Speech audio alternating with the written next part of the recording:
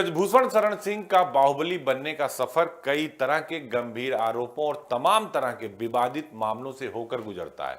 उन पर आईपीसी की 4 गंभीर और 7 गंभीर धाराओं में केस दर्ज किए गए। हालांकि सजा किसी भी मामले में ब्रजभूषण सिंह को नहीं हुई। 1991 से 2019 तक उन्होंने 6 बार लोकसभा का चुनाव जीता और जीत हासिल कर दिल्ली के संसद में पहुंचे। वहीं सियासत में दबंग छवि के अलावा भी उनका एक अंदाज है जिसकी वजह से वो कई बार सुर्खियों में रहे।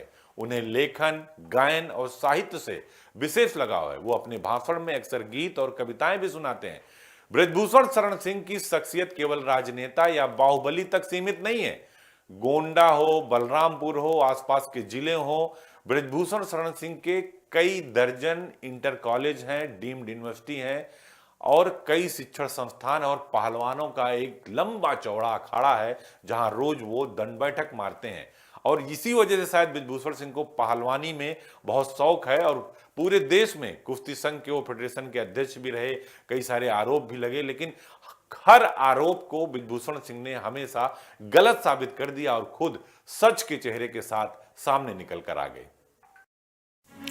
ब्रजभूषण शरण सिंह की कहानी पहलवानी के अखाड़े से शुरू होकर देश की सबसे बड़ी पंचायत संसद तक पहुंची। उनका जीवन विरोधाभासों से भरा है।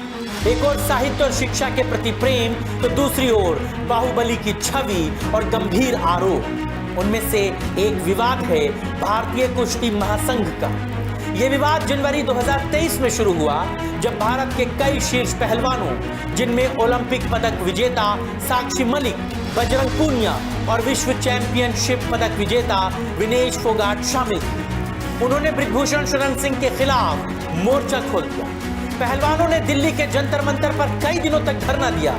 महिला पहलवानों का यौन उत्पीड़न और शोषण जैसे कई गंभीर आरोप ब्रजभूषण पर लग रहे थे। पहलवान कह रहे थे कि ब्रजभूषण शरण सिंह ने कुश्ती संघ के अध्यक्ष पद पर रहते हुए अपने पद का दुरुपयोग किया। दिल्ली पुलिस ने ब्रजभूषण शरण सिंह के खिलाफ चार्जशीट दायर की। मई 2024 में दिल्ली के राउज एवेन्यू कोर्ट ने ब्रजभूषण सिंह पर औपचारिक रूप से आरोप तय कर दिए और लगातार बने रहे, लेकिन हरियाणा को यह हजम नहीं हो रहा था और कुछ कंट्रोवर्सी और बड़े लोगों से भी हुई। नाम लेना मैं उचित नहीं समझता हूं। तो उन्होंने षड्यंत्र के तहत उन पर एक बहुत गंभीर एलिगेशन फ्रेम कराया, जो आप लोग जानते हैं पूरे देश में चला।